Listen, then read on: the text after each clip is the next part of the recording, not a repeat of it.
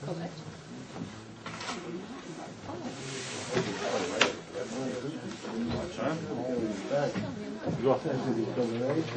good evening, everyone. Welcome. My name is Jacobson, and I begin with a Happy New Year. Happy New Year to everyone, even though it's not the Rosh Hashanah, the Jewish Rosh Hashanah yet. It's a pretty universal day, and being that it's the end of the fiscal year of 2000 and time is flying. We're already in 2008. End of 2008, on the threshold of 2009. So different analysts and pundits, everybody's weighing in about this past year, whether it was the darkest year in history or not. So from a Jewish perspective, we clearly know it wasn't the darkest year in history. Far from it. There were far darker years. But I was just listening on the way here at the radio, so they were asking one of the ways you want to find out what a year is like, at least in the world of entertainment. So you find out what the search engines, what were the top 5 searches in 2008. So I bet you will not guess what number 1 was. Right. What was it? Britney Spears. Oh. Just in case you thought you had your priorities right. Britney Spears. And I think number 3 was Obama, and of course the economy was in there somewhere, and a few others. So clearly these search engines don't tell us much. They tell us more about, the frivolousness of people's interests, the fickle attention that most people have. But the Alter Rebbe, the founder of the Chabad movement, Rabbi Shneur Zalman Liadi, sometimes known as the Baal Tanya, the Baal Shulchan Aruch, he's the author of the classic work called the Tanya, a great work, a masterpiece of Kabbalistic and Hasidic Bible, some call it. And he was also the author of a Shulchan Aruch, which is the Code of Jewish Law. So you're talking about a genuine and a colossal scholar who lived in the 18th century. And he once stated, he said, "Am darf leben mit der Zeit," in Yiddish. "Darf leben mit der Zeit." Translated in English, it means you have to live with the times. And he stated in that cryptic manner.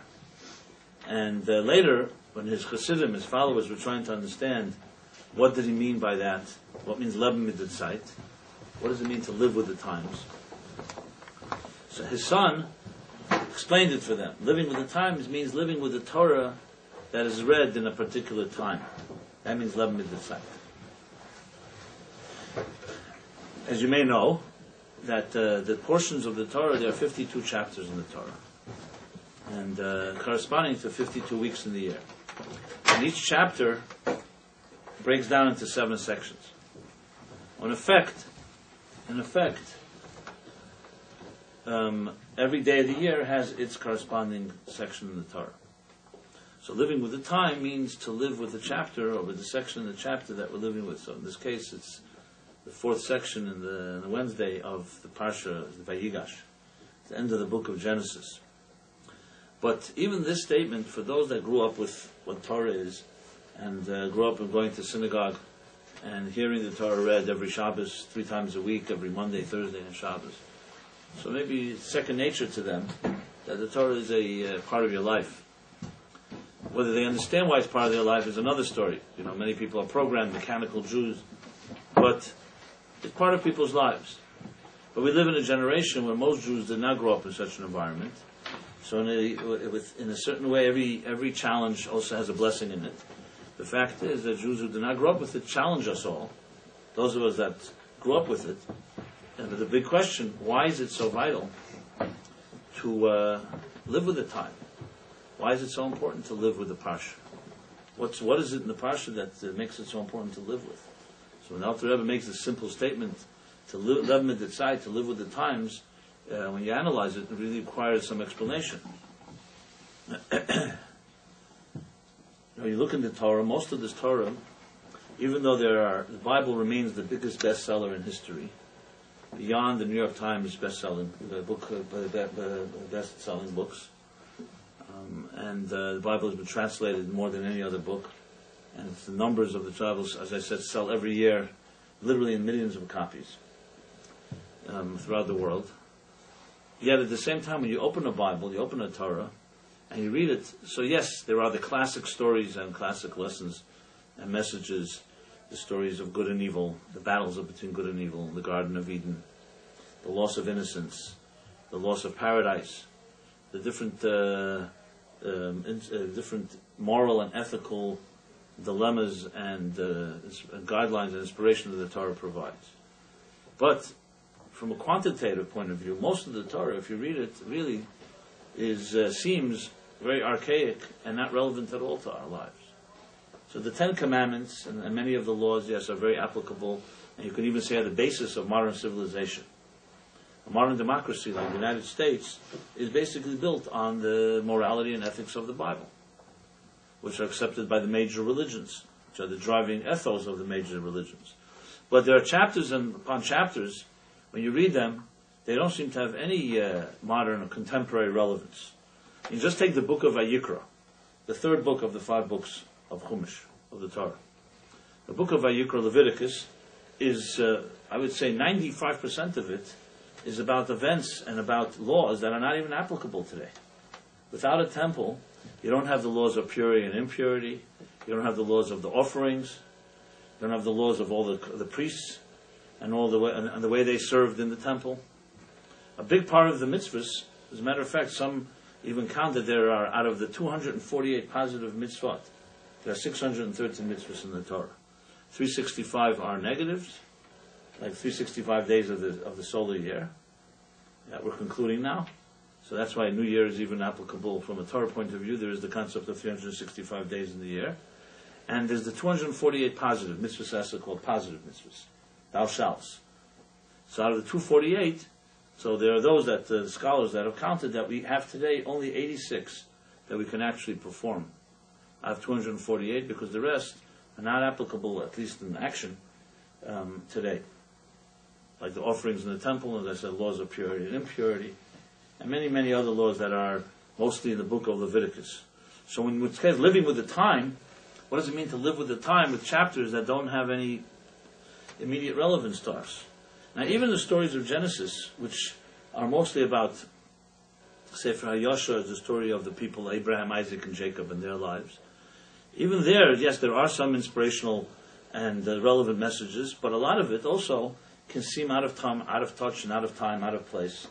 The events that took place in the Bible, this week's chapter, for instance, in Egypt, when the brothers the tribes reconciled with Joseph, took place in another part of the world in Egypt, in another time in history. There was no Wall Street, there was no Madoff, there was no Mumbai, there was no Middle East as we know it altogether. There was Egypt as a superpower. Joseph was the second in command. He controlled most of the economy at the time, and he turned Egypt into a superpower. And you have the chapter that talks about how the brothers, after selling him into slavery and not knowing where he was for 22 years, finally discover, to their surprise, that Joseph is alive, not just alive, but he's running the country. And the story continues of the reunion of Joseph and his brothers, and then with his father Jacob, and how the Jews at the time, all the people that were with Jacob, come down to Egypt to live because of the famine. They come live in Egypt, and they would be living there for the rest of their lives, until next chapter when they all die, and then their children would become enslaved by the next generation of Egyptians, and would begin the classic famous story of the Jews in Egypt, the Egyptian bondage, which would be followed by the Exodus, and the rest of the Torah story. So if you think about this story, okay, it surely has some relevant messages, but most of it is a piece of history that's so far back. How does one explain? It means living with the times. How do you live with this? How do you live with it as if it's happening right now?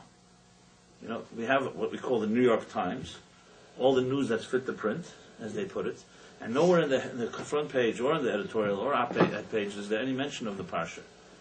So how does the Alter Rebbe say, like some secular skeptics would say, with such breitkeit, with such confidence, that you have to live with the times. And he lived long before there was a New York Times.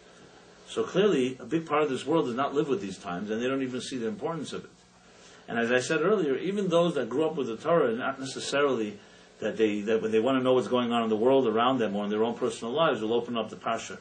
They'll open up a newspaper, or if it's personal issues, may go to a therapist, if they're not in denial.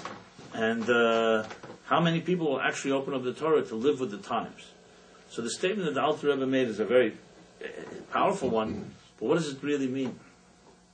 And to really answer this question requires a completely revisiting and relooking at the whole meaning of what Torah is.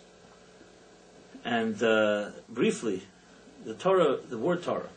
Does anybody know what the word Torah means? Light. It's one meaning. Torah comes from the word, like in Aramaic, Torah is Eiraisa. Eiraisa in Zohar says is Eir Yaisa, the drawing down of light. So Torah is connected to Torah, light. It has the word light in the Torah. But Torah, even more immediate, has another meaning, which means Hira. It means instruction, a directive. Now it's interesting, everyone uses the word Torah, many people don't know what it means.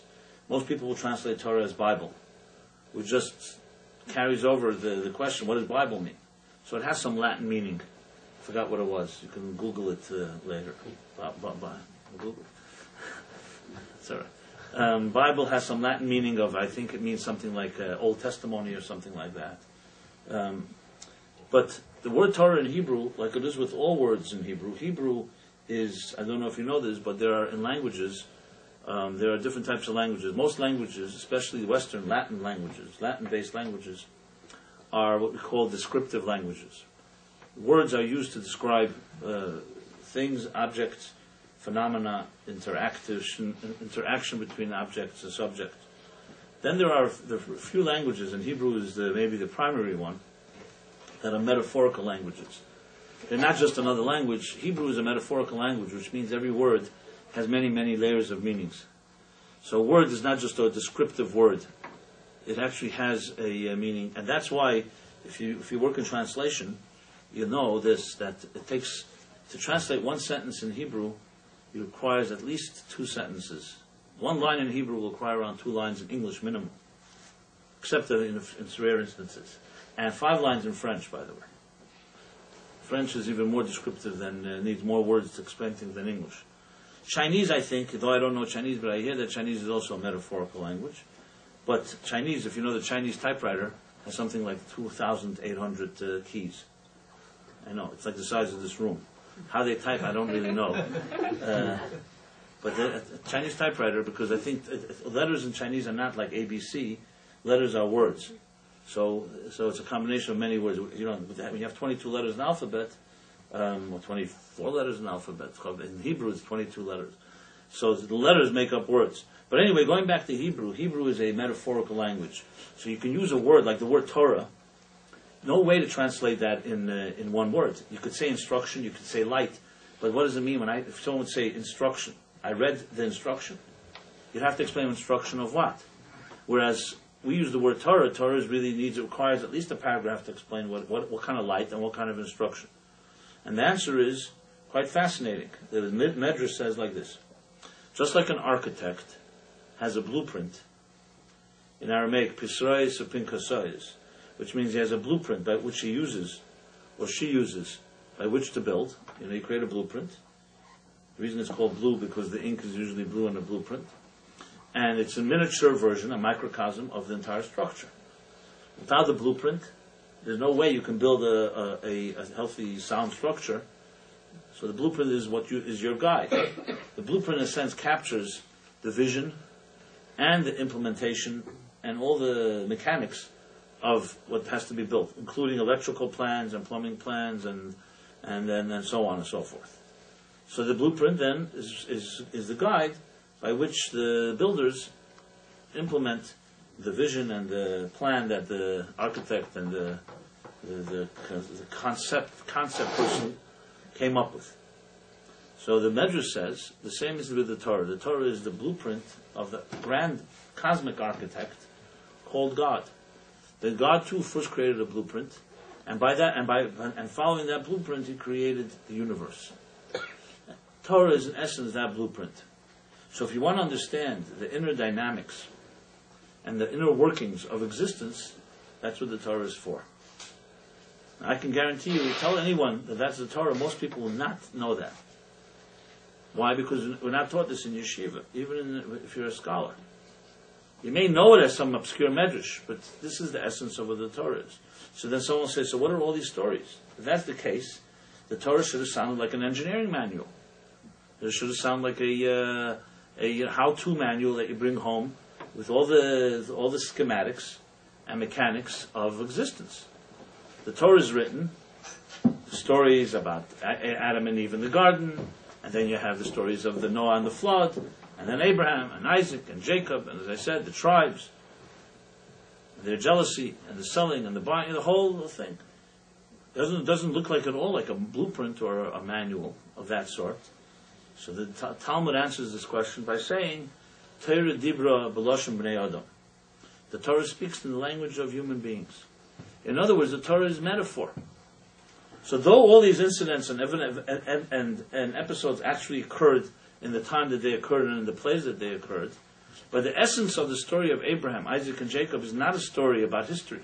The Torah is not a history book. The Zohar actually has very harsh words for someone who calls the Torah a history book or a book of stories or even inspiration.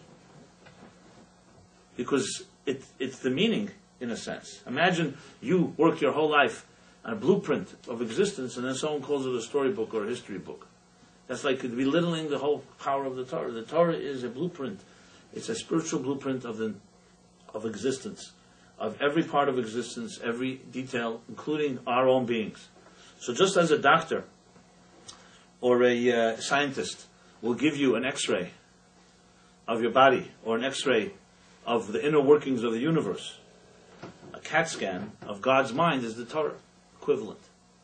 That's the power of it. And the reason it speaks in this language, which is maybe one of the beautiful things of the Torah, it specifically doesn't speak in technical language. It speaks in language of human language, the Loshem B'nei Adam, the story through human narrative. Abraham, the Zohar and the Kabbalists explain, is a archetype of chesed, of love. So though there was a man called Abraham, Ein Mikra Yetzim B'dei Pshutei, which means that we cannot take the Torah away from its literal interpretation, but by no means that's just the surface level. The real story of Abraham is the story of love. Now, is love something that is isolated to a particular part of geography or a particular time in history? Absolutely not. There was love then, and there's love today. You want to understand the blueprint of love, you have to study the story of Abraham. And if you want to understand the blueprint, an X-ray of discipline, the antithesis to chesed, gvura, so you study the world of Pachad Yitzchak, of Isaac, who embodies gvura. And if you want to understand the world of compassion, tiferes, and rachamim, empathy, you study the life of Jacob. And each character in the Torah, and each episode in the Torah, is in essence like a shell, like a body, that is descriptive of a particular archetype, of a personality that is timeless. So though it manifested in a particular time in history, in a particular place in the world, but its timelessness is a blueprint as it was then, as it is, that's how it is today.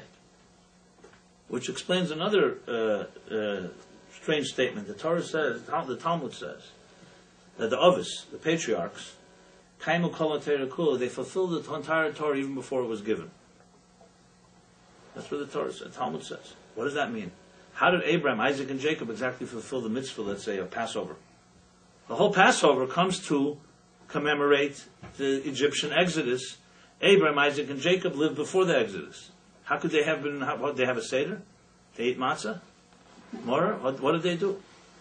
And what about tefillin? Tefillin, the mitzvah of tefillin for a male to put on tefillin every morning, is a mitzvah that also grew out of Egypt. The chapters that we put, why do we put on tefillin? It says in the next book, in Exodus, in Pasha Boy, God says, because I took you out of Egypt. One way to remember that is through putting on tefillin. And the same was with tzitzis and many other basically there really are actually no mitzvahs. There are no actual commandments except one, circumcision, that precedes the giving of the Torah.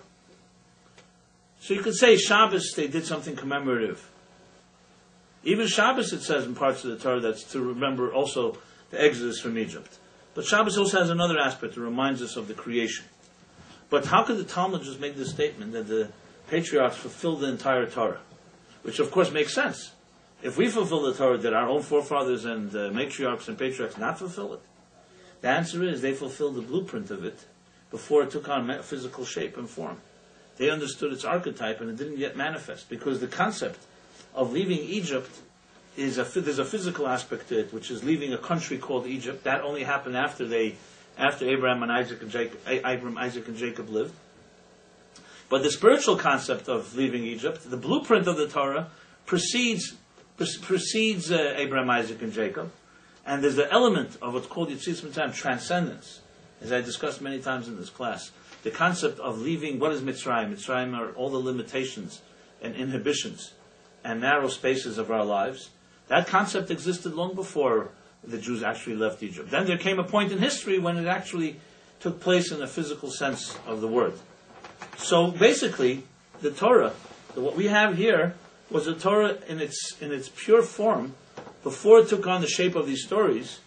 Alpayim shana kodma Torah la'olam, the Medrash says, that the Torah precedes existence. If it precedes existence, the stories of it are all things that happen after existence came into play. So the answer is because the Torah in its root is a spiritual blueprint, and later took on shape and form in a particular way through the characters and episodes that the Torah describes. Now this may be a radical and revolutionary thing for many of you to hear for the first time, but this is not something my concept or my idea. This is ABC of understanding what the Torah truly is, and something that most of us were never taught. And frankly, if you don't know this, the whole Torah does not have real relevance. It's nice to say that God created us and told us do mitzvahs. But the main bottom line is missing. The Torah is a blueprint of existence. Why are these mitzvahs that important? Because this is the way the machine works. Just like when you come home with a computer, or a new gadget, or a new piece of equipment, and you want to make it work right, you have to follow a manual. The manual says do this and don't do this. If you do this, you make the machine work right. If you don't do this, you may damage the machine. The Torah is life's operator's manual, where the architect of existence, life, told us, here's what you do to make life function, and here's what you do to make life, to damage life. So a mitzvah, for instance, let's say the mitzvah, the most basic one, charity, to be giving. So for many of us, the mitzvah of charity seems like a very logical one. You don't even need God to tell this to you, that it seems fair that if God blessed you with gifts, you should share with those that have less. It seems obvious and basic obligation. The fact that for thousands of years no country and many people didn't live by it, and even today they don't, is another story. But it makes sense to every person, at least logically, before our selfishness or greed comes into play. But you know something, it's much deeper than that. Charity, when you're a person who's blessed with the ability to give and gives, is not just for the person who's receiving, it's also for the person that's giving.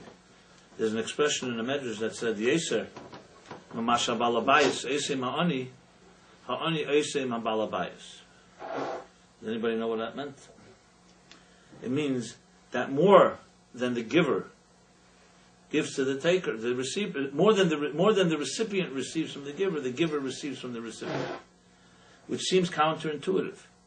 If you have someone who is blessed with wealth, say basic financial prosperity, or blessed with wisdom, and that person shares with someone that has less, it seems it's a one-way street. It seems like one of them is giving, the other one is receiving.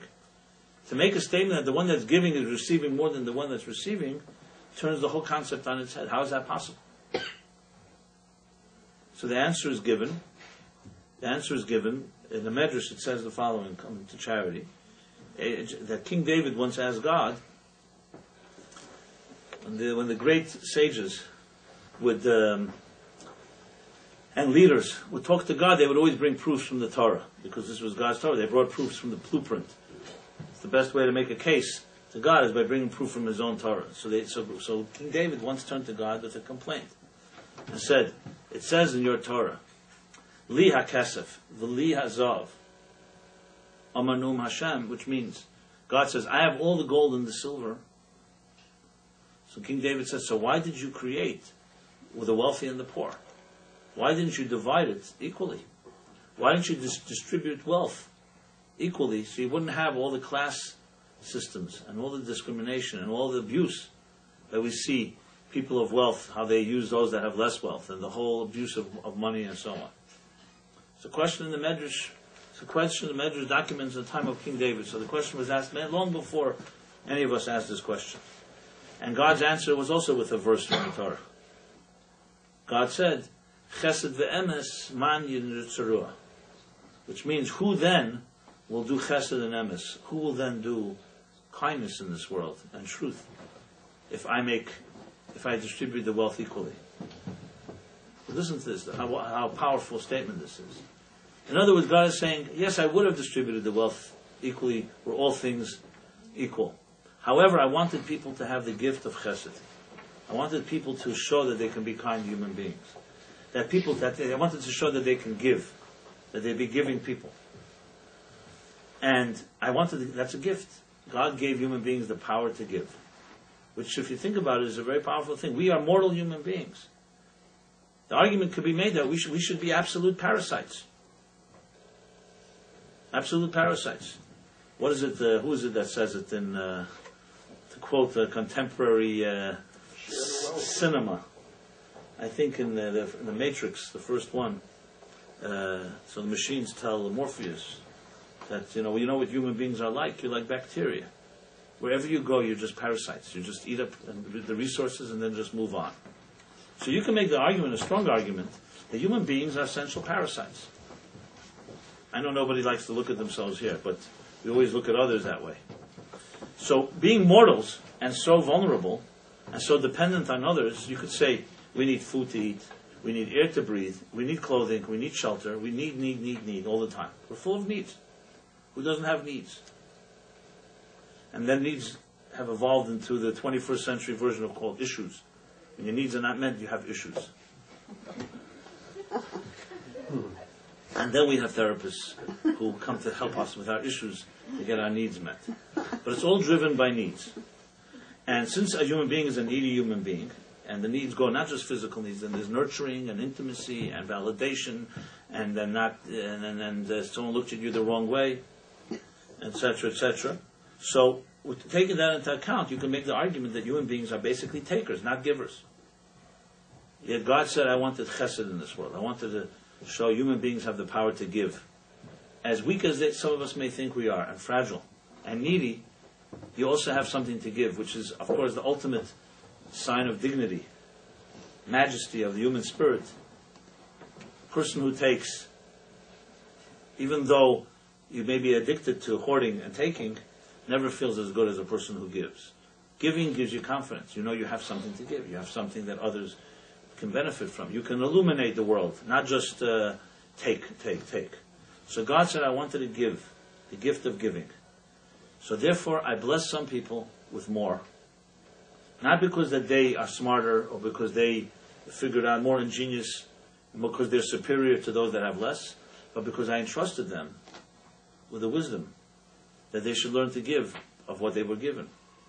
In other words, God is basically entrusting and giving people extra that's not really theirs. And their choice is, will they actually understand that, or will they think that they earned it and it belongs to them? Will they understand that what was given to them, that was extra, that they don't need for their own lives and survival, is given to them as a gift, so they should be able to show that they can give in this world. That's the concept of blessings in life. That's how the Torah looks at a blessing. And that was God's answer to King David, why I created, did not distribute wealth equally. The fact that people abuse it and do not appreciate it and do not use it for that reason, that's because people are people and we have free will. But as it says in another place, when one of the philosophers Roman philosophers asked Rabbi Akiva, the Mishnah says, if God didn't want to have sun worshippers and moon worshippers, people who worship idols, He should have destroyed the sun and the moon. So Rabbi Akiva wisely answered, he said, V'chi mipnei hashetim ya'abed Hashem aseilamei. Will then God destroy His world because of fools? fools don't understand the beauty of a sun and the moon, and instead they end up worshiping it. Is God going to destroy His world because some people don't know how to appreciate the gifts that were given? So the Tesis Yontiv, a commentary in the Mishnah, asks a very good, great follow-up question. He says, the philosopher should ask the next question. Why didn't God destroy the fools? Not the sun and the moon. And he answers, of course, he didn't ask that question because he understood free will. That's the free will we have. Will we be a fool or will we be wise? And this is true not just for the sun and the moon. This is true for every gift. Technology itself. There were those that argued that you can't use technology for any good purposes because you turn on television or radio or other technologies are used all the time for things that are not necessarily very holy or healthy. Much of it is commercial. But the question is, who created technology? That's not man-made creations like the sun and the moon. It's an enormous power implanted in nature that just took thousands of years for human beings to discover. The technologies that we are accessing today are based on the manipulation of subatomic particles. Microchip, cellular technology, fax machines, airwaves, sound waves. These are not man-made. The man-made, what the human beings do is create the tools to access so-called solar energy, nuclear energy, atomic energy. But the energy itself is not man-made. So these are divine forces in existence from the beginning of time that we have the choice. Are you going to use it as a wise person, understand this is a gift to help give to the world, or will it be used for selfish purposes or even destructive purposes? So to go back to my point I was making was that the mitzvahs in the Torah are not just about humanitarian ethical laws. Charity is more for the giver than for the taker. Yes, it definitely creates a balance in this world, that those that have more share with those that have less. That's a basic, simple process, part of it. But something richer, and more powerful, is that the blueprint of existence, the Torah says, you want to be a healthier person, be a giving person. You're not just doing your obligation to help others. The chesed in your heart, the love in your heart, needs to be exercised and needs to be used. So just like we exercise different muscles of the body, there's also muscles in the soul. The soul has powers, faculties. If you don't use your mind will get rusty. If you don't use your chesed, the love in your heart will get rusty.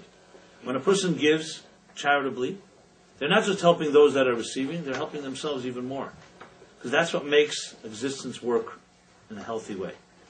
And if you go through every detail of the Torah's story, you'll find every detail, every story, every episode, even the laws in the book of Leviticus that talk about purity, impurity, about the offerings, about things that don't exist physically today because of we don't have the temple. But in spiritual way speaking, each part is another part of the blueprint of life.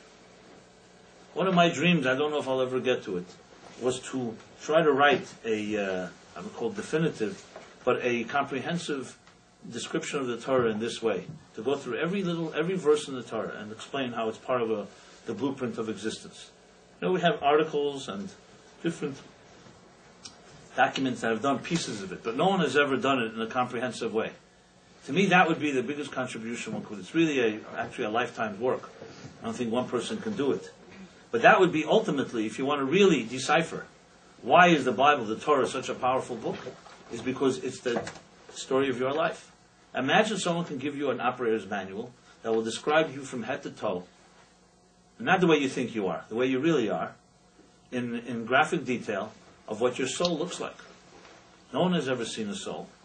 Does anyone in this room know how many faculties you have, how much potential you have, how many talents you have? Most people discover their talents by accident. It's a fact. You go to summer camp or school, there's a project, no one else there to do it, or the guy that did it didn't show up, and you suddenly it falls on you, and you suddenly discover, hey, you're not so bad at it. No, how many people can say that they really had a parent or mentors that said, listen, here's a list of your 50 talents, and here's what you'll do to actualize them. As a matter of fact, most of our education systems, and even at home, it actually does everything to stunt our talent, not actually to make it flourish. So how many talents do you really have? What kind of potential do you carry inside of you? Can anyone answer that question in this room? And you may think you can, But I told you my unscientific survey that I did last year, and I've been trying doing it again now just to verify, to make sure that it's still consistent in 2009. You want to know the survey? Yeah, I know the survey. Okay. You heard it here first. Okay. I asked around 150 people of different ages, from 10 to 90, literally. Men, women, Jew, non-Jew, religious, not religious, people from all kinds of backgrounds. As I said, it's not a scientific survey by no means, but it still it worked like it was. You can test it yourself. You can verify. Try it out. And the question was like this: simple question. Well, not so simple, but it sounds simple. From 1 to 100, with 100 being 100%, how much do you know of yourself? So if 100 would mean you know everything about yourself, and 1 would mean 1 out of 1%, and the less than 1, of course, is less. So without any exception, literally, the younger the person, the higher the percentage. So like a 15-year-old, the answer was, I know like 65, 70% of myself. By the time I'm 25, I'll know like 90. You asked a 40-year-old, the reversed. Maybe 10%, and a 90-year-old, and I asked 2-3 90-year-olds that I know. And the answer was maybe 1%, 2%. So I asked myself the question, it doesn't make any sense. The older you get, the more experience you have, the more you should know about yourself. But the answer is obvious as you climb the mountain of life and the horizons broaden. So yes, you know more, but you also see a broader horizon. Can anyone know, is it even fathomable, can we even fathom the depths of a person's potential and soul? They say a person uses less than 5% of their brain power. What does that say? I know you know some people like that, but they say everybody does. And here, look at this fact. Here's the human body, barely 5-6 feet tall, 100 to whatever pounds. Let's say 100, 200 pounds plus. Okay. Not everyone in this room. I know. I understand. I'm just. And we know less about this entity than we know about things millions of miles away in outer space, than things in the deep depths of the sea.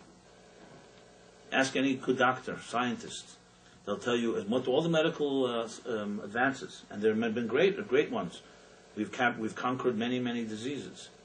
But do we really understand many things in the human body? The areas of fertility, for instance. It's a mystery, even for the greatest masters. The brain, forget about the science of the brain. They're just beginning to touch parts of it. So when you talk about what we know, what we don't know, it's nice to be arrogant and say, I know everything about life, like I'm self-aware. But self-awareness requires also understanding how much more there is to know. They say in 1898, talk about like a summation of the year 2008, 1898, 1899. Now I hear it's a urban legend. The debate rages on. Doesn't matter. It sounds a good story regardless, whether it's true or not. That the patent officer of the United States resigned, saying that everything that could be discovered has been discovered, and there's no purpose, there's no point for me to be sitting. There's no need for a patent office in 1898. So yes, electricity was discovered, the steam engine was discovered, turbines, the whole things of the industrial revolution were all discovered, but we did not yet have Einstein's relativity theory. We did not have quantum mechanics, and no computers, and no airplanes, and no automobiles. What about today? Would anyone make that statement today? The answer is no. The more we know how much more there is to know.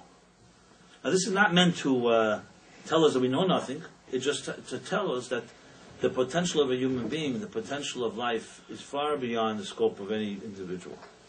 So if someone tells you now that the Torah is a blueprint for life, that it opens up you, and you study it, you will find parts of yourself that you would never have known on your own. And it resonates. I'm not here to prove anything. To me, the greatest proof of all these deeper secrets is not mathematical proofs or scientific proofs.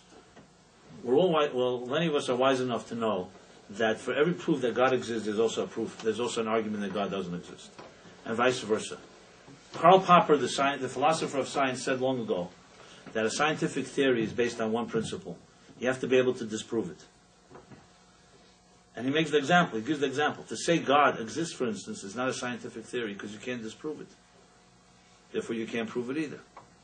There are realities that you have to either accept or not accept. So then how do we come to conclusions about that area of life? So there's a thing called experiential proof. You also can't prove that music touches you. If someone said to you, listen to this piece of music, it's going to transport you to another time and place. It'll lift your soul. And you'll say, prove it to me. So listen, we'll hook you up to monitors, and your brain sensors, and your heartbeat, and your pulse, and you'll see. Listen to the music, you'll see the sensors will start jumping. Is that going to be proof that music touches you? Music touches you because you listen to it, and you see it touches you. It's called experiential proof. It's more powerful than empirical proof. It touched me, I don't really care whether there's sensors or not. And if it touches you and the sensors don't go up, it doesn't mean anything to you. That's the ultimate way the Torah makes its claim. Study me, taste of the music, and you tell me whether it illuminates and dimensions in you that you would not have known on your own. And if it does, how did the Torah know it?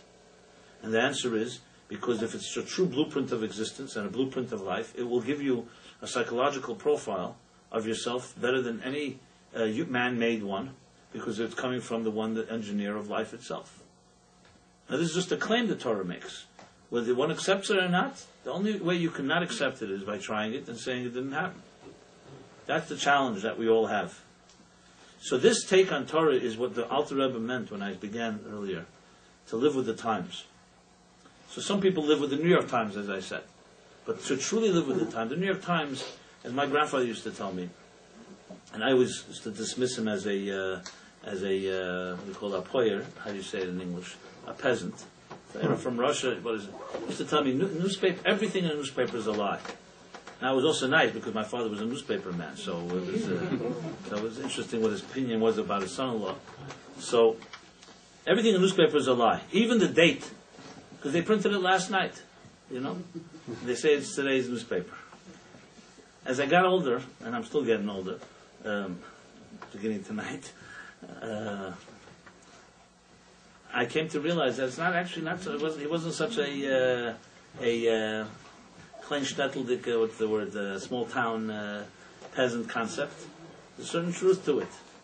So he has the venerable New York Times that many of us, and I grew up with it as well, cannot live without. You start realizing who decides what's a headline, what's on the front page, what's not on the front page. So I understand that there's an earthquake in China or there's a war in the Middle East, certain objective news. But most of the articles are not necessarily objective news. It's somebody struck someone's fancy. So I'm not saying every article is bought off. There's many ways that you can influence how articles get positioned and so on and so forth. So the New York Times is the Times. The Jews knew, and they never took seriously newspapers, because yesterday's newspaper is tomorrow's wrapping for your whatever. They always knew that there were certain timeless things, that when you understood their timeliness, then you can live with the times. And that when you looked into a story, an episode in a chapter, and you're able to understand how it illuminates this time period that we're in now, and this part of the world in which we live in, and our internal lives, that's called living with the times. Because that's something that has both eternal power and it is also contemporary. So, as we come to the end of a solar year, and you're going to hear a lot of commentaries about what kind of year this was. Some comparing it to 1931 because the Dow Jones, the losses were the second greatest losses since 1931. And if the last 2 days it wasn't a loss, it would have been even greater than the crash of 1907. It's not that I'm a big whiz about financial things. I just picked it up lately as they're summing up the year. And it's going to go down because people live now in the moment. People are in a very depressed state. And when you look at what's going on in the Middle East right now, in Israel, it doesn't contribute to optimism. One day I just was speaking to someone who's going to fight in Gaza as they're about to enter, and a soldier who I know. I just spoke to him this morning, and he told me that the most demoralizing thing on the front, he says, it's one thing when you made a decision to go to war, you just go to war. Here, you suddenly hear the politics start coming into play, and which is unheard of in history. There's no battle ever fought that the soldiers are suddenly told that maybe you're not going to war. You're talking about thousands of young people who are been told we're going for a war, a just war, and then suddenly politics take over. I mean, it's insanity to imagine what's really going on over there. And it doesn't give you very much hope in leadership in Israel, because whatever, So it's one thing, you don't want to go to war, don't go to war. But once you go, you don't, since when do you stop a war in the middle? This was the mistake done in Lebanon, but I'm not going to go into a whole discussion here, especially I know that in New York, you can get into big hot water. People have debates about this. I can tell you clearly it's not about a hawkish stand or not a hawkish stand. You're surrounded by enemies, and you have to make a decision. If you're going to live in Israel, you have to know you're living in a hostile environment. A hostile environment is called, in the laws of the universe, a state of war. A state of war has to be treated as certain. You declare war when you're in a state of war. You cannot live in a warlike state and make believe like you're not at war. You want to leave and go to the French Riviera, by all means. But if you're going to live in an environment where your neighbors and people around you are telling you that you are their enemy, and they're dedicated, their charter dedicated to destroying you, that's called a state of war. War has been declared against you. I don't think in history you'll find only the crazy Jews are capable of this paradox. And in history, there's someone declared war against you, and you don't want to accept that it's a declaration of war. What does that mean? If you don't want to declare war, okay, that's your choice. But someone declared war against you, you have no choice. Hitler declared war, first against the Jews, then against the countries around him, and then against the world. And therefore the world had to go to war, whether they liked it or not. War was declared again. War has been declared against Israel, not today, not yesterday. So this distortion is one that the Jews are feeding, and I think, frankly, the Jews can be their own worst enemy. That's my commentary about that. There's a lot more to talk about it, and since I have a pen, I plan to write about it. So you'll have to indulge me. But there's no real words for it, because the insanity of it is beyond. And I understand people are going to start arguing, but you have to live with them and live in peace with the Arab world. Yeah, listen, as I said, the Nazis declared war, and no one made that statement, you're going to have to live at peace with them. You went to war until you win the war, until there's unconditional surrender, period. Now, why did they insist on unconditional surrender at the end of World War II? Berlin was bombed. Hiroshima and Nagasaki were destroyed. Japan. Why was unconditional? Give them a little, let them save face. A little pride. Won't be unconditional. It'll be conditional surrender. Because in wars, there has to be a clear winner and a clear loser. That's the only way you can rebuild. As long as the loser thinks that they're not complete loser, the war continues. So unconditional is part of the way wars are fought. Nobody likes it, but that's the way it is. And this is the situation. Until the Middle East, until Israel discovers that, I think we're going to have this slow bleeding death. We sit here in luxury and talk about it here in the United States, but it's our own brothers and sisters, and it's embarrassing to see Jews who are always known for their intelligence to behave with such stupidity. The only way I can understand or explain it is because, when Moshe Dayan, and I don't want to be negative, but there's really no choice when you're dealing with a situation like this. I don't know if you know the history of the 6-Day War, but when the war was being fought, and that was a decisive war, that's why it took 6 days. Besides the miracles from heaven, it was because the people were decisive, there was no second guessing, there was no maybe, maybe not. You just forged ahead and that was it. They knew who the enemy was.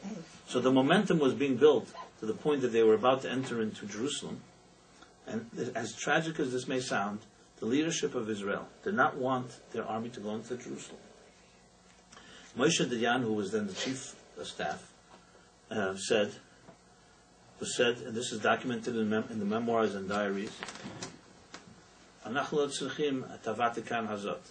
we don't need, he said, this Vatican City. He saw Jerusalem as just being a complicated situation with the three religions, Christianity, Islam, and so on. But the soldiers were so enthusiastic. Jerusalem has such sentimental value. And the whole country was caught up in the euphoria, there was no choice. Now, when they finally conquered the wall, the Western Wall, the photo ops, you see them all smiling and as if they're the big conquerors, but they were trying to stop it. They couldn't. Now, listen what happened. The mufti, the guy, the imam, or whatever it's called, on the Temple Mount, the Muslim, so they're losers now of a war. So Mr. Dayan ran after him with the keys. and said, "Here, I want to give you the keys back for the Temple Mount." And he turned his back. The loser turned his back on the winner, not taking the keys from him. Tell me what that means. The only way to explain this, that intelligent people can stoop to such I don't know what the word for it is because, I guess, if you're going to live in Israel, either you're going to have a vision, or you don't belong there. If you do not have a spiritual vision, you do not belong in that land, because you're not living among friends. If you live somewhere else in the world and there's no one attacking you, so fine, live your indulgent life. You don't have to stand for anything. You don't need a vision. I'm not saying that's healthy, but at least you can get away with it maybe for a while. In Israel, you cannot get away with it. The Hamas, not the Hamas, I think, Al-Qaeda or Hamas wrote once in their paper, in Arabic, it was translated, that the Jews don't belong in Israel because they're not ready to fight for it all the way. Can you imagine? That this is the enemy saying about the Jewish people. So, I speak about it because it's painful, it's going on right now, and I believe that we are all responsible to be aware and not to be stupid about these things. And getting into debates about peace with people who declared war against you is, to me, insanity in the first place. The ones who declared war, they declared war, it would be the equivalent, literally, of Hitler declaring war, and then blaming yourself, why are you fighting with him? The ones who declared war, they made their decision, now there are consequences when you do that. Period. The only thing is, the only second guessing comes because if you're not confident that you really belong there. If you don't belong there, so leave Israel. I mean, God forbid. The Jews or the leaders that feel that they want to, their dream was to have cafes and nightclubs in Tel Aviv, and now they're not at peace with that. So maybe it's not the place to be. Maybe Uganda or France or somewhere else where it works. And this is the tragic reality that unfortunately is affecting lives and lives, because it's going to be slow bleeding. It's not decisive. It's not. Is it a war or is it not a war? You still will not have an answer to that question. And the debate rages on. And of course, the world is not necessarily lovers of Jews, so they see Jews themselves are second guessing themselves. What do you think? Of course, it's not going to help support in any given way. Now, what does this have to do with New Year's? Who cares what it has to do or doesn't have to do? It's happening now, and it's part of the so-called summation of the year as we enter the new year. And some of our colleagues are freezing by the ball being dropped in Times Square. We are sitting here in the warmth of a comforting oasis here, and doing what I think Jews can do best, which is we live in the times, but to go back to the theme here, but we also know how to transcend the time, which is what I want to say about the entire summation of the year. Many people, there's an expression in the Talmud that goes like this: talk about astrology, about the stars. So I don't know how many of you will only date people who have a particular sign, or have other things that are and how much you think it controls your life. But I will tell you that the Talmud says, "Ein mazel Yisrael," which means that Jews don't have a mazel. They're not controlled by the mazel. And it quotes a verse that says, "Do not be like those nations that allow themselves to be controlled by the mazolos, by the stars." But then the question is asked, a very obvious question. We do say mazel tov, right? Yeah. And as you know, mazel tov is said right off, right? Part of your industry. And mazel tov means that your mazel should be good. We say the word mazel. And the word mazel is used quite often in Jewish discussions. And not just as a cliche. It has basis in the Torah as well. You have the concept of a mazel. For instance, we say in the month of Adar, the mazel is dogim, the mazel is fish, it's a mazel of simcha, it's a time of simcha, joy. And the month of Av, the antithesis, the mazel is Aryeh, it's a month of sadness. So we do find in Jewish calendar and Jewish times, we do find things, and not only that, it controls our behavior.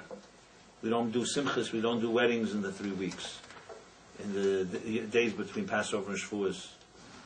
We do weddings during the other, etc. And as I said, mazel tov. So, how could the Talmud just make the statement, Ein mazel Yisrael?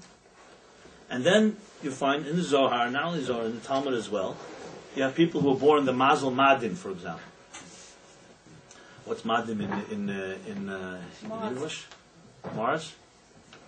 Or what is it in the astrological signs? Anyway, Mazel Madim. So the Talmud says that a person who's born Mazel Madim is an aggressive person. Talmud continues and says he'll either be a murderer or a shaykhit, or a slaughterer of meat. Depends.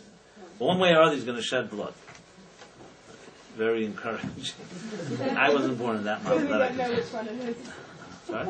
Good we don't know which one it is. Well, that's the free will a person has. You know what our great scholar Isaac Bashevis Singer said? He said that we must believe in free will. We have no choice. That's what he said. So is that a mazel thing or not?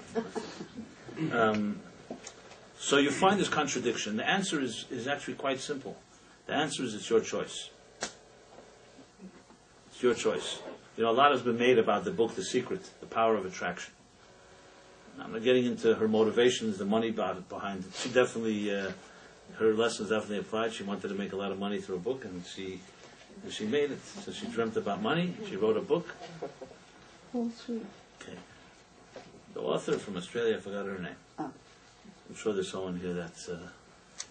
Now, the power of... In Yiddish, there's an expression, tzach good v'zayin good. Think good will be good. Now, some people spit that, like, a nice statement. Grandmothers tell you, don't feel so bad, think good will be good, and go to sleep, and, the boogeyman will disappear. The truth is, it's a statement that comes from Kadesh Elyon, from holy people, not from a dismissive statement to tell little children to sleep calm, peacefully. What does it mean? It's essentially the concept that today has been known, is becoming more and more popular, that as your neurons are fired, that's how they get wired. You can write that down. That's a rhyme. As the neurons are fired, that's how they get wired. Which means our attitudes shape our reality. Obviously, God forbid somebody's in an accident, and part of they have something is severed. You're not going to just think good, and suddenly your limb is going to grow back. God forbid. But most of the areas of our life are defined by our attitudes. Just to give you a simple example. If you're in a sour mood or in a bad mood about something, what kind of people are you going to attract? People who are either like that, who love, misery loves company. You're not going to attract people who are upbeat and smile. They don't want to be around people that are sour. Why would they want to be around you? So then when someone says, look, I can't find any good friends. All my friends are just, don't bring me any help. The question is, what are you doing to attract or to repel or to attract different types of people around you? You don't think you give off vibes? There are people that have charisma and they have certain vibes that attract people to them. And there's certain things we can do that repel people. That's on a very basic level. I don't know if any of you saw that film that was like a whole thing a few years ago, What the Bleep Do We Know? And it was a very interesting film about how our attitudes affect our environment. So they brought there a study, which I don't know how accurate it is or not, this Japanese researcher, I forgot what his name is. He called Secrets of Water or something like that, The Secret of Water. You familiar with that? Yeah. Where, as I said, I don't know if it was verified or not, but it's definitely an interesting hypothesis. And he says like this, that he did research, he documents research, listen to this, water crystals under a microscope. In a room where there's a lot of bad energy, meaning anger, rage, jealousy, a lot of bad vibes, and the water crystals changed shape. They became grotesque looking. And then the same water crystals, the same water drops, he put in a room that had a lot of happiness and joy and optimism and friendship, camaraderie, and the water crystals turned into these beautiful, exquisite shapes. Now, it may sound miraculous. The truth is, if you're familiar with quantum mechanics, it's altogether not miraculous. This is common knowledge today. As weird as it sounds, we affect the atoms around us. It's been proven and documented time and again, and completely counterintuitive, that for some reason or other, the atomic structure, subatomic structure of existence can sense the observer that's observing it. When this was first posited in the 20s by Werner Heisenberg and other physicists, it was dismissed as insanity. It was always, no, what do you mean? I look at this wall does not affected by my looking at it. And the answer is the wall is not affected, but the subatomic particles are. No one can understand why, but it's been proven again and again that that's the case. You can check it out. Now, this shouldn't be surprising to anyone that's familiar with spirituality. There's actually a book by Fridtjof Capra called The Tao of Physics, where he documents the parallels between mysticism, Eastern mysticism, and quantum mechanics. He's a physicist. Changed his name to some Eastern name. So this is common knowledge when you talk about spirituality, because the universe as we know it, we only see the external, we don't see the inner workings.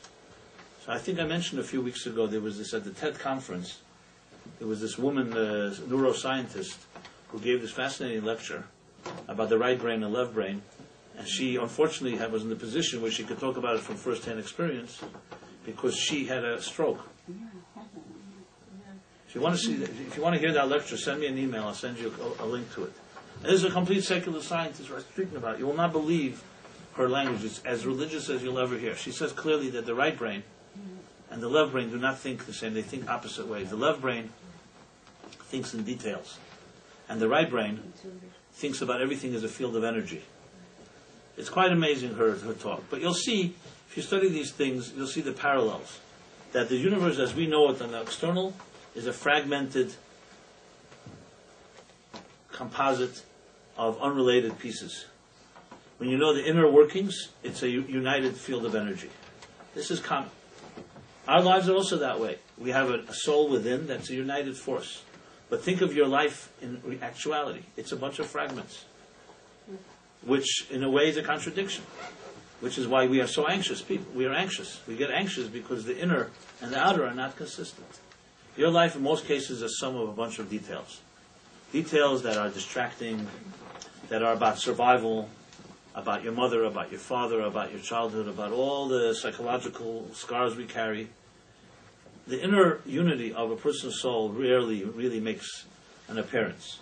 So what we do is we've learned in this Western world to compartmentalize, and we create time for meditation, for reading, for romance, for love, for music. Music, it became a big experience. It became a way of relieving the outer anxiety. Music. You go to a rock concert, it has replaced essentially a cathedral. It's almost like a prayer, a communal prayer of souls communing. So we live in a world where there's this dichotomy between the outer and the inner. And I go back to what I was saying before about the Torah. The Torah was always meant to be a compass that was meant to not allow us to get caught up with the moment. So here we have an economic meltdown, as they call it. And it's affecting people, and it's affecting, I'm sure, people in this room. And above all, it's affecting moods. I think it's even more psychological than it is financial. Many people, not necessarily directly impacted financially, even though I think the impact is on everyone in some way. But above all, it's the attitudes people have.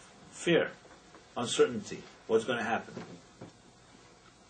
What the Jewish people can contribute to the human race today is that fear is the force that either controls or destroys your life. What I mean by that is, this is where the Ein Mazel Yisrael that I was speaking about before. You decide your destiny. If you want to bind yourself to the moments and the ups and downs of the marketplace, or other ups and downs of life, the year 2008 was full of ups and downs, especially economically, but also in other ways, then you will be controlled by the mazel of your life.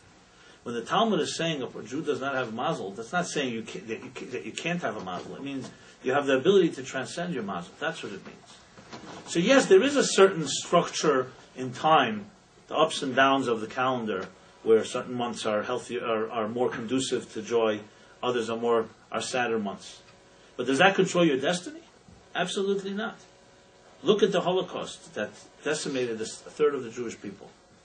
What happened to most Jews that came out of the Holocaust? As painful as it was, and there's no question that people lost their entire families. You can't even, it's hard to imagine when you sit with a Holocaust survivor, a person who literally lost every brother and sister, father and mother, grandparents, communities, and still the person came out and some way rebuild their life. No one knows that mystery. It's not like the person is in denial and forgot the pain and is able to escape and I'm building my life and I forget. You never forget these things. It's a person who did not allow the mazel, so to speak, the realities on the ground to affect. That's where you go up to a higher place. That's what Jews are always capable of doing. I mentioned this many times. I'm always amazed by this. And I went to yeshiva, so you'd almost take it for granted, but if you step back a moment, and you look at the history of the time when Rashi wrote his commentary. So who doesn't know Rashi? Everyone knows the commentary of Rashi. A man who lived in the 11th century wrote this brilliant and simple commentary on the Bible and on Talmud. It's considered today impossible to study Chumash or Talmud without Rashi. And now he wasn't the only one. There was the Ramban a little later. And there were those before and after him. Now you read their commentary, you talk about hundreds and hundreds of pages of brilliant, focused commentary. Now I'm a writer. I don't know, you don't even have to be a writer to appreciate this. But as a writer, you know to write, you need focus. There's no way you're writing when you're distracted. You have to be able to write, you have to focus. Especially if you're writing a precise commentary where every word counts. Okay? Now, if you just would read the commentaries alone, you'd think they must have been living in such peaceful times.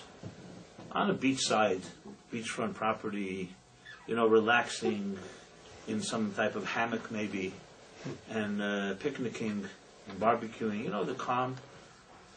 Today, you read an author, you can find out how dysfunctional his mother was and how dysfunctional his father was and alcoholics and the whole... Today, when they deconstruct literature, you can identify every stupid little detail the person lived through. I'd like you to be able to make a psychoanalysis of Rashi through his commentary. You will not know what kind of mother he had, what kind of father. You will not know that he was living in a time where blood was spilling in the streets, where a pogrom and the Crusades could have been destroying cities around him and in his city. You wouldn't know it. And he's not one. Jews lived, thousands of Jews wrote hundreds of thousands of pages of commentary. And nowhere do you find pessimism, negativity, sadness. Why is it so difficult? You don't even hear them complaining to God why it's so tough. So you have to say, where do they have that composure and peace of mind to be able to sit in a city called Worms in France, or other cities throughout Europe where they say there's more blood in the rivers of Europe than Jewish blood than water. Where do they have that peace of mind, that presence, to be able to sit and write? And I said, not one, hundreds and hundreds. So if you want to be a cynic, you could say they were all not living in reality. They were ignoring. But that's ridiculous. It's their children. It was their colleagues. It was their brothers and sisters. People were being killed. People were being expelled from one country to the other. Forget about the oppression and so on. The only answer is that they inherited a power from something before them that will enable them to rise above the immediate moment. And they said to themselves that if I allow myself to succumb to the negativity of our time, we will never see the end of this. And I want my children, if not me, to make it through. Now, you could say if you were living then, it was wishful thinking. But now we're living in the 21st century. And we are the children, the boys and girls, the sons and daughters of these people. And they were right. They did see it through. So though they did not merit to live in peaceful times, their children and grandchildren did. What does that tell you? It's the greatest story of history. The story of a nation that would not bow to Haman, not just physically, but also psychologically. And because they didn't bow to the moments, that's why they were able to survive. What happened to the Romans? The Romans were the greatest empire in all of history. You have this fascinating series, The Rise and Fall of the Roman Empire. More wealth, more power, more ambition than any nation that ever lived. But it's not just the Romans, the Babylonians in their times, and the Assyrians, and the Persians, and the Greeks, and the Spanish, and the Portuguese, and the British Empire, and then earlier throughout history, the Egyptians, etc., etc. What was their ultimate destruction? Why did they all get destroyed?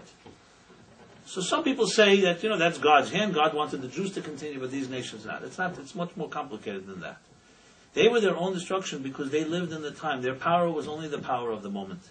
They did not know how to transcend moments. So when the tragedy struck, when an earthquake hit Greece, or when the Roman Empire began to fight with themselves, there was no one there to transcend from the time. Jews never took seriously the moments that they were in, even their prosperous moments, and therefore also their sad moments. Transcendence was the secret to their survival in Egypt and in every exile since then. And this is not just a lesson for Jews, it's a lesson for us all. So I know everyone's talking so much about how difficult these times are. You have to put things a little in context. I'm not dismissing any of the losses, I'm not dismissing any of the challenges. But if you cannot rise above it, if you have nothing in your life that gives you the ability to rise above it, whether it's your children, or your love in your life, or some text, you don't even have to write a Rashi commentary, just to be able to study it in a way that gives you ability to transcend the moment, you will then be mazel, yes, you will then be controlled by your own affairs. So it's in our hands. When the Talmud says, "Ein mazel Yisrael," it means it's a matter of choice. It doesn't mean that there is no such thing as a mazel, there is no such thing as so-called predispositions. We're all born with certain dispositions. We're all born with genetic and hereditary traits. That's not our choice. The question is how you will use it. I remember, you all remember good old O.J. Simpson? You know, the glove don't fit, you got to quit. So I think I told this story here. O.J. Simpson was acquitted that big case with Jimmy, what was his name? Cochran, Johnny Cochran. Sorry, John. Right, good old John. It was Erev Yom Kippur, if you may remember. The day before Yom Kippur, what year was it? 90, not 91? No. 95, right? 96 maybe. 95? Okay. So I was scheduled, my book, Torah Meaning for Life, had just come out then. It was just released that September, right before. And I was scheduled to be in a radio interview on Erev Yom Kippur in the morning with a Miami radio show, by phone. And I get a call like 2 days earlier, and the producer said, or a day earlier, the producer says, you know, that tomorrow will be the day that OJ's the verdict will be delivered, and that's going to be the talk of the town. So I love your book, but it's not a good time. No one's interested in your book right now. They're going to be interested in OJ Simpson. That's the topic. So, you know, I was taught you have to grab every opportunity. So I said, okay, so we'll talk about O.J. Simpson. She says, but your book doesn't address it. I said, my book does address it. I had no clue knowing how it addresses it, but I just said it does. So she says, really? Okay, great. So I don't have to go find another guest. We'll talk. It's an hour-and-a-half interview. Great. It was a long interview. It was like a whole discussion. Maybe an hour. So, okay, I had no clue what I was going to say. Next morning, it's live radio, so you got to have something to say. And but it's always, pressure is always good. So, yeah, he was acquitted. So that was the news. Everybody was talking about it. And if you know Erev Yom Kippur, of course, in a community like mine in Crown Heights or other communities like that, they're busy with their running to the mikvahs and kreplach and a lot of other things going on besides O.J. Simpson. So we started the interview. So what's your opinion? So I said, well, I want to start with a story. And I told the story of Levi Yitzchak Bar Ditchever. It's a Yom Kippur story. Where he got up, he used to daven by the Amid, he was a chazan, he was a cantor, and he said, before he started his Kaddish, he said the following, he says, in Yiddish he spoke, he said, the Prussians say that their emperor is the greatest. The Russians say that their czar is the greatest. The French say that their king is the greatest. And ich, he says, I, Levi Yitzchak Ben Sarah Sasha, says, Iskadal v'Iskadar Shmei Rabba, meaning that God is the greatest. So I said, I have to tell you that while everybody's so busy with O.J. Simpson, there are millions of Jews don't even know his name, and busy now with Yom Kippur, the holiest day of the year, entering the Holy of Holies, and so on. So I just want to put things in context that not everybody is consumed with O.J. Simpson. Now, I knew that wasn't going to fly so well. That was not what she wanted. But she says, well, okay, very interesting. Anything else? Because she was getting disappointed, because I told her that I have something to say. So I did come up with something. I pulled something out of my hat. I said, well, let me tell you this. The book, Torah Meaning for Life, there's a story there with the Rebbe, when Mayor Dinkins, the black mayor of New York, came to, or African-American, I should say, came to the Lubavitcher Rebbe. So you all know in the summer of '91 there were the riots, or pogrom, some called it, in Crown Heights, and I actually was honored to be there during that summer. I remember that night very vividly, and it was a real pogrom. It was not exaggerated. Mobs were walking the streets and busting the windows. And that was the night when they killed Yankel Rosenbaum in cold blood. After the tragic accident with Gavin Cato, the little black child. So no one's denying there was an accident, but it was not exactly, as the New York Times put it, that the Jews killed the black and the blacks killed the Jew. It wasn't exactly like that. But bottom line is that, there were big tensions, and that was, of course, some say Giuliani came mayor because of it, and anyway, Dinkins lost. After that, New York turned around. Some say that was like the watershed moment where crime hit a low point. Well, whatever. I remember that. So the Rebbe, Dinkins came to the Rebbe that summer for $1, and the Rebbe said to him, he said to the Rebbe, he says he wants to ask for a blessing, as mayor of the city, a blessing for peace between the two peoples. So the Rebbe answered him. He said, it's not two people. It's one people under one God. That's what he said. I quoted the story in my book. So I said, well, look, and this became the theme of our discussion. I'm just giving you the end of the story. It's not really the point I wanted to make. I said the O.J. Simpson is brought. You see, throughout the country, what happened was all the blacks were cheering, and all the whites were cursing. That's how he got away with such a crime. Why the blacks cheering? Because this became a racial thing. And I said, until we don't have a solution where we see that there's a God that's beyond and transcends all the differences, we will never really resolve. That was my point anyway. We will elaborate. It came out very good. There were questions, there were callers. She was happy. I just wanted to tell you that in case you're considering doing a radio interview with me, I'll stay on the topic. But the point I really was making was, so as we come to a conclusion of a year that has been volatile, and it's going to be probably more volatile as we go into the new year, and we have to remember something, put things into context. First of all, on a personal level, there's no such thing that you are in control of what will depress you or won't depress you. Do not think that events in the world are to control your life. If you think that, you are already doomed. I don't like to use that word, but the fact is you define your own doom by allowing yourself to be controlled by forces that don't have to control you. Now, it may not be it's easier said than done. What does a person do? They can't transcend. So I have 2 suggestions, New Year resolutions, that will work longer than like losing weight or other things like that. New Year resolutions. Heshi, want a few New Year's resolutions? Huh? That we do not become so addicted to our BlackBerry. Great. Send the message from everybody from me. This is the message. Listen. New Year resolution number 1. Hang around with people that will lift you to a place like that. That's the first easiest way. If you want a magic trick, a backdoor trick to get to a place of transcendence, don't always think you can just put your mind to it and meditate and you'll get there. Because if you are trapped in that place, and I'm not judging anyone that is trapped there, remember we are products of the media. We have become addicted to the inundation of the messages that are being drilled into us day after day after day. So it's not that simple to suddenly say, okay, cold turkey, I'm suddenly not going to be affected by the environment. When things were going well, everybody was happy to be affected by the environment. But now we are trapped there. So one of the ways is to find yourself people who are not trapped and hang around them. Because if you think you're going to, it means a person in fetters, trapped, cannot free themselves. When you're in a pit, you can't pull yourself out of it. So you have to find people that are not in the pit. I guarantee you that most of your friends are with you there. And that's what keeps you trapped. So it may be time to find a new friend. So resolution number 1 is we find a new friend that is not as trapped as you are, and that can maybe throw you a rope. And maybe that way you can also throw a rope to each other. It's not that difficult to do if you really intent on doing it. Unfortunately, many people, as I hear this all the time, say, okay, now we have to ride through this, and as soon as we ride through, we'll soon be back in the saddle, and everything will be fine again.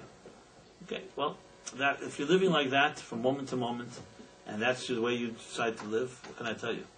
I mean, you come here this evening, I don't think you want me to be here to just support that type of approach to life.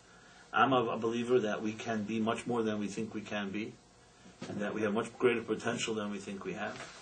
And our challenge is to lift ourselves up to that type of place. Resolution number 2. It says, Ein lecha ben chayrin el misha esek b'teira. The Mishnah says in Pirkei Avot, Ethics of the Fathers, there is no free person except the one that studies Torah. Now, it's an interesting statement. It doesn't say that everyone who studies Torah is a free person. It says you can't be free without the Torah. So how do you explain that? And look, there are a lot of people who are studying Torah every day, whether it's a Daf Yomi or other ways, and they're not such free human beings. They're just as trapped. So what is the Mishnah saying? The Mishnah is saying that the Torah, as I elaborated earlier, is a blueprint for life. If you want to be able to not be affected by existence, you have to go to a place from where existence originates from. To put it in scientific terminology, if you're a product of an environment, you can never transcend that environment. It's the rule of nature. If you're part of it, you cannot be above it. The only way to rise above any type of environmental conditions is to connect to something that's not part of that environment. That's why the Mishnah says freedom is in the domain only of the people who have mastered transcendence. There's no way you can be a free person on earth, because who's free? You have people you work for, you need money, you're dependent on others. What kind of freedom is that? Have any of us made true free choices? By the time you were old enough to make choices, your parents had sent you to different schools. They gave you an education. They programmed you one way or another. Even if it's a good programming, it's still not up to you. So you have one choice, really one choice. Either you go follow it, or you don't follow it. And many people will argue by breaking away, you're also part of the program. Because what's forcing you to break away? Because you felt you were programmed. So the program itself was causing you to rebel against it. So is there true freedom? That's a big question. Is there truly a free person? Is there such a thing as a true nonconformist? So for the Jewish people, the answer was always the Torah. If you can connect to the story, for instance, of this week's chapter, and understand its psychological impact, and one that have impacted people before you and generations before you, that lifts you to another place. That's in your hands. Basically, spiritual emancipation is the only solution for material entrapment. That's the way it is. So in other words, now, there are people who study Torah, but the problem is they're studying Torah in a very trapped way. You can study Torah very mechanically. You're just trained to do it. Or you like to do it. Some people like the stimulation of Talmudic debates. Others like mathematics, and they like Talmud. They're used to it. I remember I was once on a plane, and I saw a guy like maybe 6 seats ahead of me, and he had this big Gemara, Shas Vilna, with these big, I don't know how he even got it on the plane, so, but I guess he could have taken a small one. And he's learning. I was very impressed, he's taking 2 seats with the big Gemaras open. And then the meal comes. So I just happened to see that his meal is not what we call the kosher type. Not that the kosher type is for human consumption, but technically it's kosher, kosher chemicals. I don't know if you know this phenomenon, but on planes, people they don't leave one piece of rice on their thing. So I developed a theory because on planes we're very vulnerable. You don't know when your next meal is going to be, and I think psychologically, you get this meal that on Earth, down on the ground, you wouldn't give it to your dog. The plane is like, whatever. What do you think about that? Scoop would not ever endorse such food. I'm not sure, right? Even in business class, it's more fancier and more plastic. So anyway, I see this meal comes to this guy, and it's intriguing me. Not that I was judgmental; he could eat whatever he likes. I don't really care. But it was a big Gemara and all this, so I decided, after the meal, I was bored anyway, so I decided I'm gonna take a little walk, and then see. So there was a seat, he was sitting in the middle aisle, so I sat like another side. It was Rabbi, how are you? And I see he's sitting without a kippah, and he has this Gemara, brachas. and he had just finished this meal. And again, it wasn't judgmental. I was just very curious. It just was intriguing to me. And he wasn't that older. He was he was a middle-aged guy. Anyway, so I just wanted to, I struck up a conversation with him, and I said to him, I see you're learning Masechta Brachos. So he said, yeah. He learns. He says he loves to learn. I said to him, I have a question on one of the pages here. So we turned to a page there, and the page that I was referring to. I said, it says here in Gemara that someone that studies Torah and doesn't make a blessing God on the Torah, will ultimately forsake the Torah. Can you explain to me what this means? So, in the beginning he didn't understand why I was asking, but then suddenly he got it. So he said to me, well, very simple, because the whole Torah is based on God giving it to us, and so on. And so if you just learn Torah as an academic exercise, and you forget there's a God, you're ultimately going to forsake the Torah. And then he smiled and he said to me, but you see, look, I didn't forsake the Torah, even though I did forsake God. So I said, well, your life isn't over yet.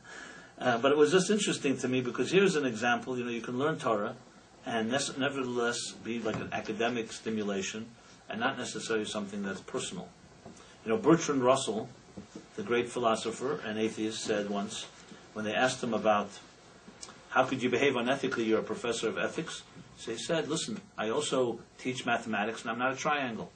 So he said, in other words, you can teach something and not be it. By contrast, the Rambam says in Hilchos Deis, chapter 5, he opens up and says, Ezu Chacham. Who's wise? Right. Who's the wise person? Or not Ezu Chacham. Chacham Nikr. How do you recognize a Chacham? So it says how he eats, how he drinks, how he does business, how he walks, how he talks, how he sleeps, the details of his life. That's a contrast between Bertrand Russell and the Rambam, if you want one. Lahavdil, if you want. Okay. In Judaism, there's no such thing as a perfect human being, but to deify and glorify that you're detached from what you're teaching because you're such a brilliant academic is considered to be abhorrent, which means you are what you teach and you teach what you are. And it's true, none of us are perfect, but to make it a statement, the statement is that if you want to really see somebody that's wise, you don't look at how smart they are and how brilliant their oratory skills are. You look at their behavior. Behavior is the ultimate litmus test of integration. Because in Judaism, wisdom is integration. It's not knowledge. Integration means it's part of who you are. It's part of your being. It's integrated. Unfortunately, a person can study Torah and not be integrated. This is called either a novel b'reshus HaTorah, you have a despicable person who does it in the name of Torah, or you have the concept of gamva apu machtar terachmon karya, which means in Aramaic, it means a thief, before he goes out to steal, he prays to God that he should succeed. How does that work? God told him in the Ten Commandments, "Lei signif," you should not steal. So he goes to pray to God that told him not to steal. I want you to help me steal. It's one thing you ignore God, you don't invoke His name, but you're invoking His name to help you. That's somewhat of an insane type of behavior. But this is because faith can be non-integrated. A person can have faith and it's not part and parcel of who you are. That's why the Mishnah doesn't say someone who studies Torah is free, because that's not necessarily a guarantee. You can study Torah for the wrong reasons, even though it may be better than nothing. On the other hand, someone cannot be free without the ability to rise to a greater place. So my second suggestion for resolution number 2 is to designate time. There's a thing called kvias itim l'Torah, to actually designate time to study, whether it's once a week, once a day would be even better, but not just mechanically, to be yetzer, to just do it because it's an obligation, but actually to do it in a way to understand that here is a voice. No matter how bad your day is, no matter how the environment, no matter the climate of the world is, the psychological climate, you have a few moments that's like an oasis that lifts you to a greater place. So obviously I'm talking about study that actually does that type of lifting. So those are so far 2. Find yourself a friend that can be a lifting force, and the study. And finally, I would say a commitment that's connected to action. There was a custom by some tzaddikim, some rebbes that after Simchas Torah, after the New Year, the end of the holiday season, they would always take upon themselves an additional mitzvah or additional intensity of a mitzvah. So even though I'm not here to make a new minig, New Year's custom, New Year's is not necessarily in the Jewish calendar, but since everyone's talking about it anyway, so might as well use it for the good. So a New Year's resolution should be to actually do something that is giving. I've talked before about giving and taking. In life, you're either a giver or a taker. What I mean by that, of course, you can be both, but your predominant attitude is one to give to the world or to take. Now, taking may sound more pleasant, but it is definitely more demoralizing. You will see the happiest people in the world are the giving people. The saddest and most anxious people are the takers. Because when you're busy taking, you always need to have somewhere else to take from. When you're busy giving, it builds the confidence that you have something to give. It's not about, you'll find giving people never scramble around and say, what am I going to give tomorrow? It's a personality thing. You always have something to give because you know you have it in you. You know you dig deeper. This doesn't always mean financially. There are people I know that are natural givers. And even now, when it's difficult for some who are financially tight, they don't stop giving. A giving person is a giving person. He's not looking for an excuse why not to give. He's not looking whether it's going to always benefit him. A giving person is a giving person by personality. So he finds one way, he finds another way. I have a friend that's a supporter of our organization, and yes, he's tighter, and he will never tell this to me, not just out of pride, because he's a giving person by nature. And it's fascinating to me how I know, behind the scenes, he doesn't even know that I know, how he goes out of his way to be giving, both financially and in other ways. And I learned tremendous things from this. Now, I don't know whether he's born that way. Some people are born that way, some people work it out. But there's no greater thing than to be giving. It's, as I said, it may not be as they say by Chassidim, they say that when you say l'chaim, for the moment when you drink a little l'chaim, it doesn't feel so good right now, but it feels better later. When you do things that are selfish, at the moment it feels good, but later it doesn't feel so good. So you have two different type of things that we do in our lives. Things that immediate instant gratification, it feels so good, but it usually doesn't last. Or the other way around. So the third resolution I would humbly suggest, is some type of commitment to giving in any fashion that's compatible to you. It can be financial, it can be through time, through energy, but a true effort to turn the arrow around in life. Unfortunately, I counsel many people. That's not the unfortunate part. That's not what I meant. But unfortunately, one of the biggest problems I find when speaking to people is to get them that the greatest thing that they could do for themselves, not for others, is to become a little more giving.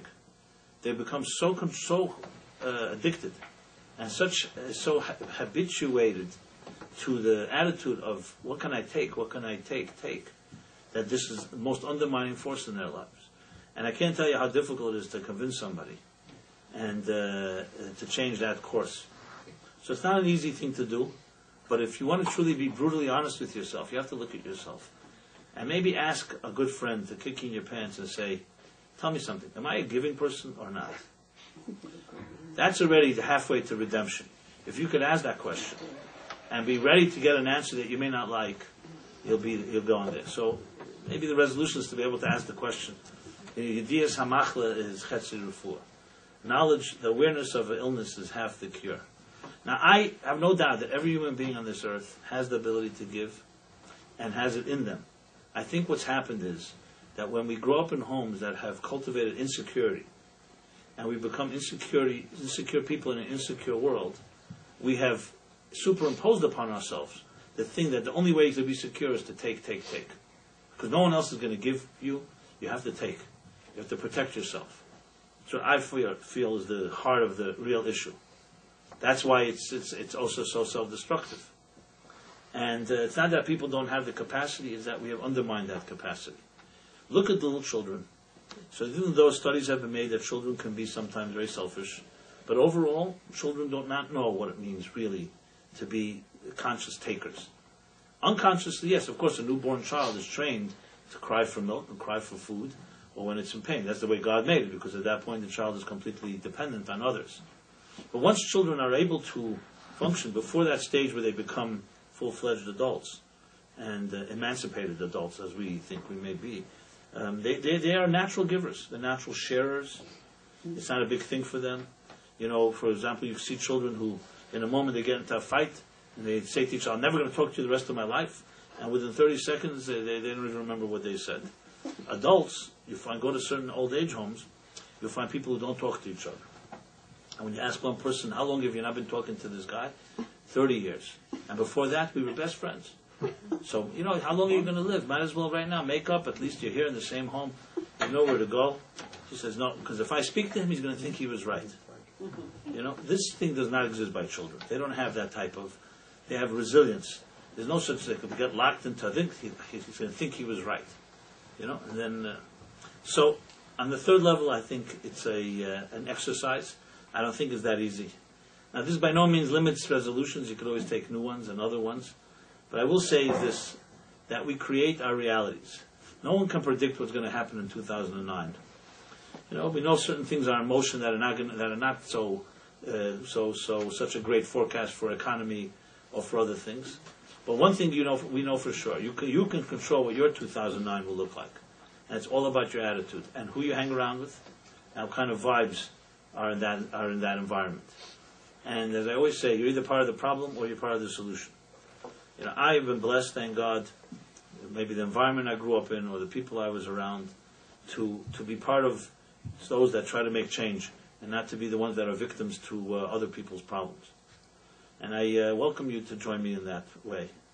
Being that it's also happens to be my birthday tonight, I would like to say, and they do say on a birthday, Mazol Gever, even though Mazel doesn't control us, but the energies are on my side this evening, so you'll have to, including you, Heshi, have to respect me a little more than usual. But I will say a blessing to all of you. As I said, it may not be the New Year, the Jewish New Year, like Rosh Hashanah, so we don't say L'Shana Teva Tikaseva tonight.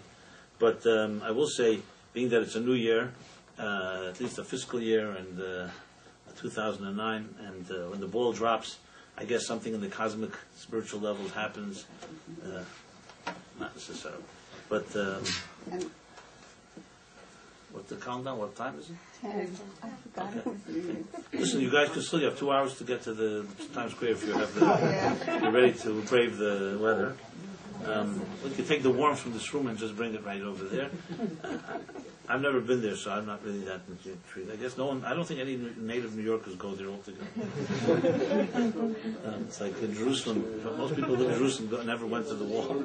Oh my God. So, but I will say the following: as a small blessing, I would like to say to everybody here that despite some of the challenges that exist, that you should have the strength and the willpower to connect with others, and we should have a very healthy year, materially and spiritually, and peace of mind. And above all, I want to say a prayer and blessing for our brethren in Israel. A cup can nicht aufstellen, so I don't know if you can give a blessing to the leadership there, but you could definitely have a blessing to hundreds of thousands of young 18, 19, 20-year-old soldiers who are dedicated, standing on the front to protect Jewish lives. That's a big thing. It's a big responsibility. And that God should bless them and everyone there with the fortitude to do what has to be done, and not let this be a slow-bleeding thing. Finish what you have to do and then move on. And hopefully, I think the world will respect that type of certainty. And I'm not going to go into the negative part. I already did that earlier. But God should bless Israel, and everywhere there should be peace this year.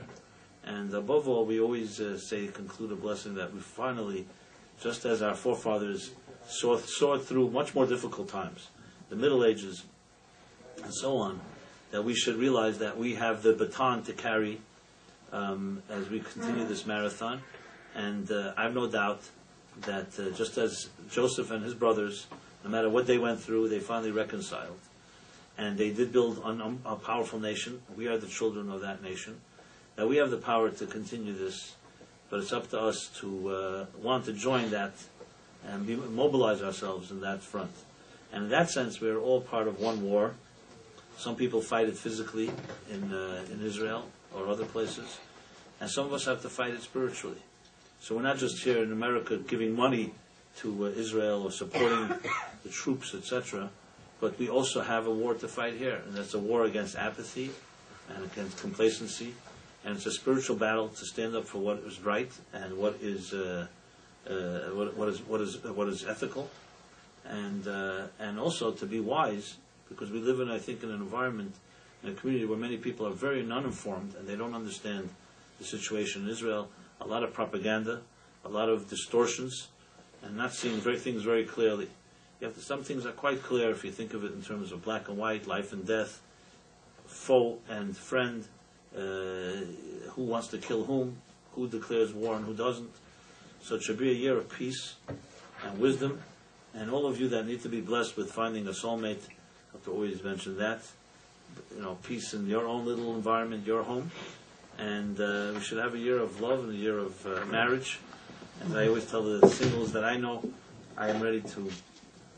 I have a set of dancing shoes waiting to dance at your weddings. So please let me know and invite me. And it should be a year of simchas for everyone, and blessings, as I said, materially and spiritually. Thank you very much. Happy birthday. Thank you. You're all invited to go next door. We're going to have, in honor of the New Year and in honor of a few other things, we're inviting you next door. Right here we have a little music and singing, a few stories. So we'll continue this, the less formal part in there. Those that are welcome. There's also some hot tea and other things that you can feel free to partake in. Thank you very much.